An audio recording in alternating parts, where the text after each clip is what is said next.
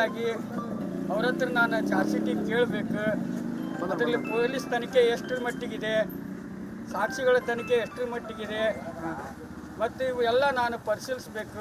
ತನಿಖೆ ಒಳಗಡೆ ಏನಾದರೂ ಮಿಸ್ಟೇಕ್ ಆದ್ರೆ ದರ್ಶನ್ ಅವ್ರಿಗೆ ಬಿಡುಗಡೆ ಭಾಗ್ಯ ಕೊಡಿಸ್ಬೋದು. ಅವ್ರ ಪರ ಅಲ್ಲ, ರೇಣುಕಾಸ್ವಾಮಿ ಪರನೂ ಅದೇನಿ, ದರ್ಶನ್ ಪರನೂ ಅದೇನಿ. ಆದರೆ ಪೊಲೀಸ್ನವ್ರು ಇನ್ವೆಸ್ಟಿಗೇಷನ್ ಬಗ್ಗೆ ತಿಳ್ಕೊಂಡು ಆಮೇಲೆ ನಾ ಹೇಳ್ತೀನಿ. ಅದಕ್ಕೆ ಚಾರ್ಜ್ ಶೀಟ್ ಆಗಿದೆ, ಚಾರ್ಜ್ ಶೀಟ್ ತಗೊಳ್ತೀನಿ. ಅದಕ್ಕೆ ಅವ್ರು ಭೇಟಿಯಾಗಿ ಕೇಳಿಕೊಂಡು ತಗೊಳ್ಳೋಣ ಅಂತ. ಈಗ ಸರ್ ನೀವು ಇಲ್ಲಿ ಹೋಗಿದ್ರಿ, ಹೌದು.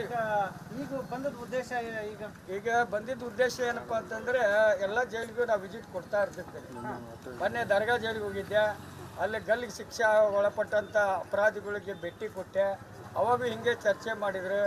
ಮತ್ತು ರಿಲೇಷನ್ಗೆ ಮಾತ್ರ ಬಿಡ್ತೀವಿ ಅಂದ್ರೆ, ಮತ್ತು ನಾ ಕೈದಿಗಳ ಪರ ಪಾದಯಾತ್ರೆ ಮಾಡೀನಿ. ಕೈದಿಗಳಿಗೋಸ್ಕರ ಒಂದು ಹೋರಾಟ ಮಾಡಿದ್ದೀನಿ. ಅದಕ್ಕೋಸ್ಕರ ಕೈದಿಗಳಿಗೋಸ್ಕರ ನನಗೆ ಮಾತಾಡಲಿಕ್ಕೆ ಅವಕಾಶ ಕೊಡಬೇಕು, ಇಲ್ಲ ಅಂದ್ರೆ ಉಗ್ರ ಹೋರಾಟ ಮಾಡಬೇಕಾಗುತ್ತೆ. ಈಗ ದರ್ಶನ್ ನೋಡ್ತಾರ ಒಳಗಡೆ ಹೌದು, ಮಾತಾಡ್ಸ್ಲಿಕ್ಕೆ ಪರ್ಮಿಷನ್ ತೊಗೊತೀವಿ. ಈಗ ಅವ್ರು ರಕ್ತ ಸಂಬಂಧಿಗಳಿಗೆ ಮಾತ್ರ ಅಂತ ಹೆಂಡತಿ ಅವ್ರಿಗೆ ನೋಡ್ರಿ, ರಕ್ತ ಸಂಬಂಧಿಗಳಿಗೆ ಭೇಟಿ ಕೊಡಲಿ ಬಿಡಲಿ, ಆದರೆ ಅವ್ರ ಪ್ರಕರಣಕ್ಕೆ ಕೆಲವೊಂದು ಭೇಟಿ ಆಗಲೇಬೇಕಾಗ್ತೈತಿ. ಈಗ ವಕೀಲರು ಬಂದ್ರೆ ಬಿಡ್ತಾರೆ, ಹೌದಾರೆ. ಈಗ ವಕೀಲರು ನಡೆಸಿದ ಕೇಸ್ನಲ್ಲಿ ಶಿಕ್ಷೆ ಆಗಿರ್ತೈತಲ್ಲ, ವಕೀಲರು ನಡೆಸಿರ್ತಾರ, ಆ ಕೇಸ್ಗೆ ಶಿಕ್ಷೆ ಆಗಿರ್ತೈತಿ. ಅವ್ರ ಜಜ್ಮೆಂಟ್ ಕಾಪಿ ಜೈಲಿಗೆ ತಂದು ನನಗೆ ಒಪ್ಪಿಸ್ತಾರೆ. ಅವಾಗ ನಾನು ಅವ್ರದ್ದು ಲಾಯರ್ ನಡೆಸಿದ ಕೇಸ್ಗೆ ನಾನು ಧರ್ಮ ಅಪೀಲ್ ಬರೆದು ಜೈಲಿಗೆ ಬರೆದು ಅವ್ರಿಗೆ ನ್ಯಾಯ ಕೊಡಿಸಿದ್ದೀನಲ್ಲ, ನಂದು ಅವಶ್ಯಕತೆ ಐತಿ. ಹೌದೌದು, ಭೇಟಿ ಆಗ್ತೀನಿ. ನೋಡೋದು ಇವತ್ತಿಲ್ಲ, ಇವತ್ತೊಂದು ಸಲ ಬಂದು ಮಾತಾಡ್ಸ್ಕೊಂಡು ಇಲ್ಲ, ಈಗ ಕೇಳ್ತೀನಿ. ಅವ್ರಿಗೆ ಬಿಡೋಂಥ ಚಾನ್ಸ್ ಇದ್ರೆ ಕೇಳ್ತೀನಿ, ಬಿಡ್ಲಿ. ಇಲ್ಲ 4 ಗಂಟೆ ಮೇಲೆ ಭೇಟಿ ಆಗ್ತೀನಿ. ನಾನು ಗದಗ ಜಿಲ್ಲಾದಿಂದ ಬಂದಿದ್ದೇನೆ. ಮತ್ತು ತಮಗಿಲ್ಲಿ ಇರೋಕೆ ವಾಸ್ತವ್ಯ ಇರೋದಿಲ್ಲ. ಅದಕ್ಕೆ ಮಾತಾಡ್ಲಿಕ್ಕೆ ಒಂದು 5 ನಿಮಿಷ ಪರ್ಮಿಷನ್ ಕೊಟ್ಟರೆ ಮಾತಾಡಿಸಿ ಅವ್ರ ಕೇಸಿನ ಬಗ್ಗೆ ಮತ್ತು ಆ ಚಾರ್ಜ್ ಶೀಟ್ ಬಗ್ಗೆ ತಿಳ್ಕೊಂಡು ಆಮೇಲೆ ರೇಣುಕಾಸ್ವಾಮಿ ಮನೆಗೆ ಹೋಗಿ ಅವ್ರಿಗೆ ಭೇಟಿಯಾಗಿ ಅವ್ರದ್ದು ಸರ್ವೆ ಮಾಡಿ ಆಮೇಲೆ ಎಲ್ಲಿಂದ ಕಿಡ್ನ್ಯಾಪ್ ಆಯ್ತು, ಎಲ್ಲಿಗೆ ಅಂತ್ಯ ಆಯ್ತು, ಅಲ್ಲಿಂದ ಅಲ್ಲಿವರೆಗೂ ನಾನು ಸರ್ವೆ ಮಾಡಿ ಎಲ್ಲ ಆರೋಪಿಗಳ ಕಥೆನ ತಿಳ್ಕೊಂಡು ಆಮೇಲೆ ಪೊಲೀಸ್ ಬರೆದಂಥ ಚಾರ್ಜ್ ಶೀಟ್ ನೋಡಿಕೊಂಡು ಅದ್ರ ಮೇಲೆ ನಾನು ಆರ್ಗ್ಯುಮೆಂಟ್ ಮಾಡಿ ಇದರಲ್ಲಿ ನ್ಯಾಯ ಸಿಗುತ್ತೋ ಇಲ್ಲ ಅನ್ನೋದ್ರ ಬಗ್ಗೆ ನಾನು ಯಾವ ಥರ ಆರ್ಗ್ಯುಮೆಂಟ್ ಮಾಡ್ತೀರಿ ಸರ್? ಯಾವ ಥರ ಆರ್ಗ್ಯುಮೆಂಟ್ ಮಾಡ್ತೀರಿ ಅಂದ್ರೆ, ನನ್ನ ಕೇಸ್ಗೆ 262 ಪ್ರಕರಣನ ನಾನೇ ವಾದ ಮಾಡಿ ಗೆದ್ದಿದ್ದೀನಿ. 7 ಸೆಂಟ್ರಲ್ ಜೈಲಿನಾಗಿದ್ದೀನಿ. ಸುಮಾರು 48 ಕೋರ್ಟ್ನಲ್ಲಿ ವಾದ ಮಾಡಿದ್ದೀನಿ. ಆಚೆ ಕನ್ನಡದಲ್ಲಿ ತೀರ್ಪು ಪಡೆದಿದ್ದೀನಿ.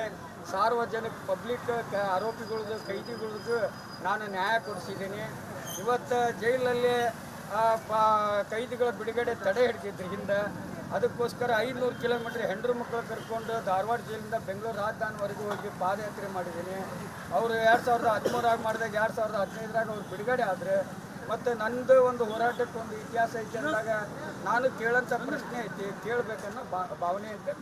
ಈ ಪ್ರಕರಣದ ಈಗ ನನ್ನ ಕೇಸ್ ನಾನು ಕಳ್ಳ, ನನ್ನ ಹಿಡಿದಿರ್ತಾರೆ.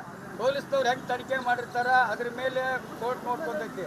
ಆ ತನಿಖೆನ ನಾನು ಸ್ಟಡಿ ಮಾಡಿದಾಗ ನನಗೆ ಗೊತ್ತಿದ್ದಂಗೆ ಲಾಯರ್ಗೆ ಏನು ಗೊತ್ತಿರ್ತೈತಿ, ಅವ್ರು ಬರೀ ಪೊಲೀಸ್ ಚಾರ್ಜ್ ಶೀಟ್ ನೋಡಿ ವಾದ ಮಾಡ್ತಾರೆ. ಆದರೆ ನಂದು ಹಂಗಲ್ಲ.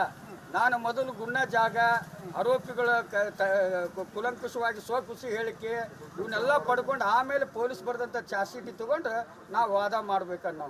ಯಾಕಂದರೆ ಇದು 164, 302 ಆಮೇಲೆ 201 ಸಾಕ್ಷಿ ನಾಶ ಆದಂಥ ಈ ಒಂದು ವೇಸ್ಟ್ ಆದಂಥ ಪ್ರಕರಣ ಇದು.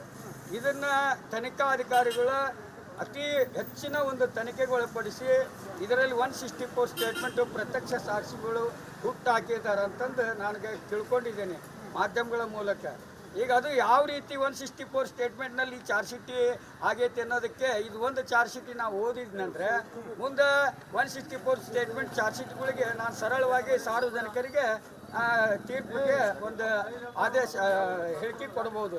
ಯಾವುದೂ ಗೊತ್ತಿಲ್ಲದೇ ನಾವು ಹೇಳಿಕೆ ಕೊಡೋದು ತಪ್ಪಾಗುತ್ತೆ. ಅಲ್ಲ, ಈಗ ನೀವು ಯಾರಾದ್ರೂ ಮೂಲಕ ಈಗ ಚಾರ್ಜ್ ಶೀಟ್ ತಗೊಳ್ಳ ದರ್ಶನ್ ಅವ್ರ ಕಡೆಯದವ್ರು ಕೊಟ್ಟರು ತೊಗೊತೀವಿ. ಒಟ್ಟೇರ್ಪಾದ್ರೆ ಅದರಲ್ಲಿ ಸತ್ಯತೆನ ಕಂಡು ಹಿಡಿತೀವಿ. ಅದರಲ್ಲಿ ಅಪರಾಧಿ ಅನ್ನೋದು ಕಂಡು ಬಂದರೆ ತಕ್ಕ ಮಟ್ಟಿಗೆ ಶಿಕ್ಷೆ ಆಗಲೇಬೇಕು. ನಿರಪರಾಧಿ ಅನ್ನೋದು ಬಂದರೆ ಮಾನ ನಷ್ಟ ಮೊಕದ್ದಮೆ ಹಾಕಿ ನ್ಯಾಯ ಕೊಡಿಸ್ಬೋದಲ್ಲ. Hate the crime but not the criminal. ಇವತ್ತು ದರ್ಶನ್ ಅವ್ರ ಹಕ್ಕಿಗೆ ಧಕ್ಕೆ ಆಗ್ತೈತಿಲ್ಲ, ಇದಕ್ಕೇನು ಹೇಳ್ತೀರಿ? ಇವತ್ತು ನಾನೇ ಹಿಂದೆ ಹೇಳಿದ್ದೆ ಮಾಧ್ಯಮಗಳ ಮೂಲಕ ದರ್ಶನ್ ಅವರಿಗೆ ಬಳ್ಳಾರಿ ಜೈಲು ಸೇಫ್ ಅಲ್ಲ ಅಂತ. ಯಾಕೆ ಸೇಫ್ ಅಲ್ಲ ಅಂತಂದ್ರೆ ಈ ಕರ್ನಾಟಕದಲ್ಲಿ ಪ್ರತಿಯೊಂದು ಜೈಲಲ್ಲಿ ವ್ಯವಸ್ಥೆಗಳು ನೋಡಿ ಇವತ್ತು ದರ್ಶನ್ ಅವ್ರನ್ನ ಇಲ್ಲಿಟ್ರೆ ಅವ್ರು ಸರಿಯಾಗಿ ಇರ್ತಾರೋ ಇಲ್ಲ. ಯಾಕಂದ್ರೆ ಇಲ್ಲಿ ಅತ್ಯಾಚಾರಿಗಳು, ಕೊಲೆಗಾರರು, ರೌಡಿಗಳು, ನಕ್ಸಲ್ಗಳು, ಕಳ್ಳರು, ಸುಳ್ಳು ಎಲ್ಲರೂ ಇರ್ತಾರೆ, ಹಸ್ಕೊಂಡಿರ್ತಾರೆ, ಕಷ್ಟದಲ್ಲಿ ಇರ್ತಾರೆ. ಇಂಥ ದರ್ಶನ್ ಅಂತವ್ರು ಬಂದ್ರೆ ದೋಸ್ತಿ ಮಾಡಲೇಬೇಕಾಗ್ತೈತಿ. ಈಗ ಜೈಲು ಅಂದ್ಬಳಕ ಒಂದೊಂದು ಪ್ರೋಗ್ರಾಮ್ ಇರ್ತಾವೆ, ಗಣೇಶ ಚೌತಿ ಇರ್ತೈತಿ, ಇಂಥದ್ರಾಗ ಸಾರ್ವಜನಿಕರ ಜೊತೆಲಿ ಬೆರೆತು ಅವನು ಒಂದು ಸಂತೋಷದಿಂದ ಜೀವನ ಇದು ಮಾಡ್ಬೋದು. ಅದಕ್ಕೆ ಹಕ್ಕಿಗೆ ಧಕ್ಕೆ ಕೊಡೋಕೆ ಪೊಲೀಸರ ಕಾನೂನಿಂದ ಇಲ್ಲ. ಸೆಕ್ಯೂರಿಟಿ ಸೆಲ್ಲಲ್ಲಿ ಇಟ್ಟಿದ್ದಾರಲ್ಲ, ಅವ್ರಿಗೆ ಯಾರಿಗೂ ಯಾವುದು ಇಲ್ಲ, ಆ ಥರ ಅವಕಾಶನೇ ಇಲ್ಲ. ನೋಡ್ರಿ, ಒಬ್ಬ ಉಗ್ರವಾದಿಗೂ ಒಂದು ವ್ಯವಸ್ಥೆ ಅಂತ ಇರುತ್ತೆ. ಸ್ವತಂತ್ರ ದಿನ ಆಗಿರಲಿ, ಈ ಗಣೇಶ ಚೌತಿ, ಯಾಕಂದ್ರೆ ಬಾಲ ಗಂಗಾಧರ ತಿಲಕ್ ಸ್ವತಂತ್ರ ಸಿಗೋದಕ್ಕಿಂತ ಮುಂಚೆ ನಮ್ಮ ದೇಶದ ಪ್ರಜೆಗಳು ಎಷ್ಟು ತೂಕ ಅದಾರ ಅನ್ನೋದ್ರ ಬಗ್ಗೆ ಅವರು ತೋರಿಸ್ಕೊಟ್ಟಿದ್ದಕ್ಕೆ ಇವತ್ತು ಈ ಗಣೇಶ ಚತುರ್ದಶಿ ಇತಿಹಾಸಕ್ಕೆ ಬೆಳಕಿಗೆ ಬಂದೈತಿ. ಇವತ್ತು ನಮ್ಮ ದೇಶದಲ್ಲಿನ ನಮ್ಮ ಗಣೇಶನ ಹಬ್ಬಕ್ಕೆ ಆಚರಣೆಗೆ ಅವಕಾಶ ಕೊಡೋಂಗಿಲ್ಲ. ಜೈಲು ಒಳಗಡೆ ಕೆಲವೊಂದು ಆರೋಪಿಗಳಿಗೆ ಅನ್ನೋದು ನಾನು ಕೇಳಿ ತಿಳ್ಕೊಂಡೆ. ಅದೆಲ್ಲ ತಪ್ಪು. ಅವ್ರ ಹಕ್ಕಿಗೆ ಧಕ್ಕೆ ಕೊಡ್ದಂಗೆ ಕಾನೂನು ಪಾಲಿಸ್ಬೇಕು. ಇದು ನನ್ನ ಕಾಯ್ದೆ. ಈಗೇನು ಭೇಟಿಯಾಗಕ್ಕೆ ಹೋಗ್ತಾರೆ ಸರ್? ಈಗ ಬಂದದ ಉದ್ದೇಶ ಅಂದ್ರೆ ಈಗ ಅಂತಿಮ ಹೌದೌದು, ಕೇಳ್ಕೊಂಡು ಅವರು ಬಿಟ್ಟರೆ ಹೋಗ್ತೀನಿ, ಇಲ್ಲ ಅಂದ್ರೆ ನಾನು ಎಲ್ಲರ ನಿಂತು ಹೋರಾಟ ಮಾಡಿ ಇವತ್ತಿಂತ ವ್ಯವಸ್ಥೆ ಆಯ್ತು ನನಗೆ. ಇಷ್ಟೊಂದು ಸೆಕ್ಷನ್ಸ್ ಎಲ್ಲ ಹೇಳ್ತಾ ಇದ್ದಾರೆ. 268 ಕೇಸು ಸ್ಪಷ್ಟ ಕನ್ನಡದಲ್ಲಿನೇ ನಾನೇ ವಾದ ಮಾಡಿ ಗೆದ್ದಿದ್ದೀನಿ ಅಂತಾರೆ. ನಿಮ್ಮ ಎಜುಕೇಶನ್ ಕ್ವಾಲಿಫಿಕೇಶನ್ 9ನೇ ಕ್ಲಾಸ್, ಕೇವಲ 9ನೇ ಕ್ಲಾಸ್ ಓದಿದ್ದು, ಅನುಭವ ಜಾಸ್ತಿ. ಈ ಓದಿನಿಂದ ಯಾವುದು ಇವತ್ತು ಜೈಲ್ಗಳು ದೊಡ್ಡವಾಗ್ಯಾವ. ಓದಿನಿಂದ ಕಾನೂನು ಪಾಲಿಸೋರೆಲ್ಲ ದೊಡ್ಡ ದೊಡ್ಡ ಜೈಲ್ ಮಾಡಿದ್ದಾರೆ, ದೊಡ್ಡ ದೊಡ್ಡ ಕೋರ್ಟ್ ಮಾಡಿದಾರೆ, ದೊಡ್ಡ ದೊಡ್ಡ ಇತಿಹಾಸ ಬರ್ದಾರ. ಆದ್ರೆ ನನ್ನ ಇದ್ರಾಗ ಹಂಗೆಲ್ಲ 10 ರೂಪಾಯಿ ಖರ್ಚು ಇಲ್ದಂಗೆ ಸರ್ಕಾರದ ಹಾಳಿ ಪೆನ್ನು ತಗೊಂಡು ಅವ್ರದೇ ಊಟ ತಿಂದು ಅದೇ ಜೈಲಾಗಿದ್ದು 262 ಕೇಸ್ ಬಿಡುಗಡೆ ಮಾಡಿಕೊಂಡು ಕಾನೂನಿನಲ್ಲಿ ನ್ಯಾಯಾಧೀಶ ಏನು ತೀರ್ಪು ಕೊಟ್ಟ ಆ ತೀರ್ಪಿಗೆ ಬದ್ಧನಾಗಿ ಬಂದಿದ್ದೀನಿ ನಾನು. ಅವ್ರು ನ್ಯಾಯಾಲಯದಲ್ಲಿ ಹೋರಾಟ ಮಾಡಿಲ್ಲ, ಅವ್ರ ಸಾಕ್ಷಿಗಳಿಗೆ ಧಮಕಿ ಹಾಕಿಲ್ಲ, ಇಂಥ ಒಂದು ವ್ಯಕ್ತಿ ನಾನು.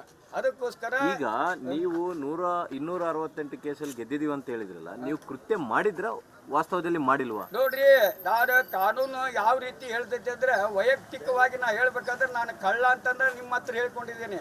ಯಾಕಂದ್ರೆ ನನ್ನ ಬದುಕು ನಿಮ್ಮ ಜೊತೆಲಿ ಇರ್ತೈತಿ.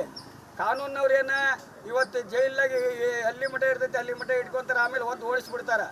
ಆಮೇಲೆ ಬಾಕ್ಲ ಅದಕ್ಕೆ ಮಾತಾಡೋಕೆ ಬಾಯಿ ಐತಿ, ನಮ್ಗೆ ಮಾತಾಡೋಕೆ ಬಾಯಿ ಇಲ್ಲ.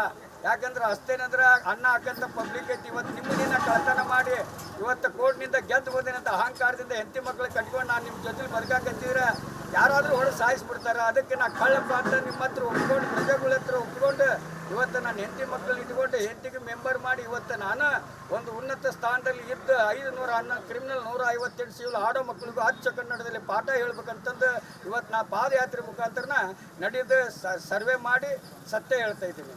ನೀವು ಎಷ್ಟು ದಿನಗಳು ಪಾದಯಾತ್ರೆ ಮಾಡಿದ್ರಿ? ಯಾವ ರಾಜಧಾನಿವರೆಗೂ 5 ಮಕ್ಕಳು ಕರ್ಕೊಂಡು ಕೈದಿಗಳ ಬಿಡುಗಡೆ ಮಾಡಬೇಕು. 164